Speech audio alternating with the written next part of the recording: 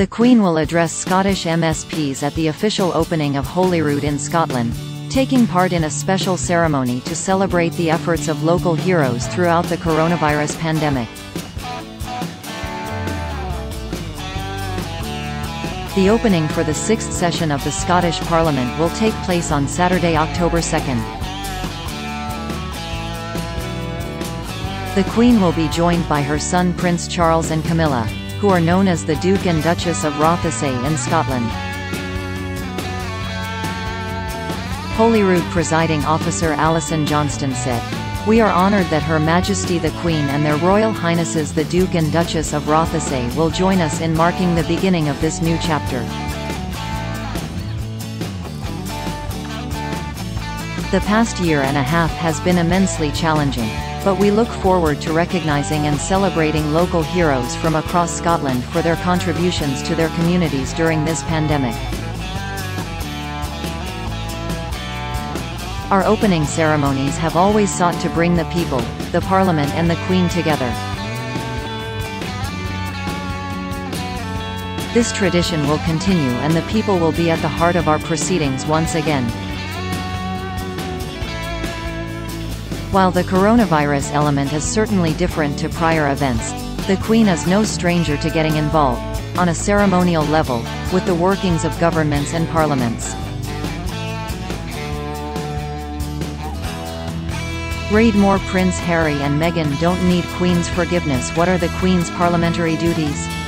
As head of state, the Queen is bound to remain strictly neutral when involved in political matters, but she does have a number of important formal and ceremonial roles in the UK's governments. One of the biggest yearly roles for the Queen is her constitutional role in opening and dissolving Parliament.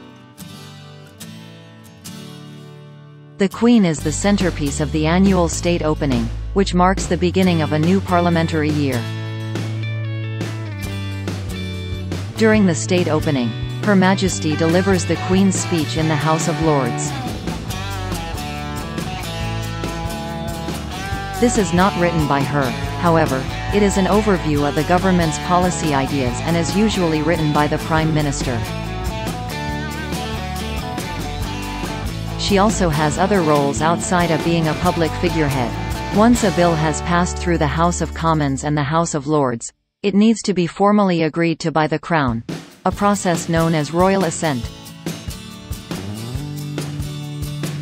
Read more. Royal family expert slams the Crown for Margaret Romance portrayal. The monarch essentially signs off the bill, turning it into an act of Parliament, meaning it becomes law. The Queen also keeps in close contact with the Prime Minister, although does not influence his work.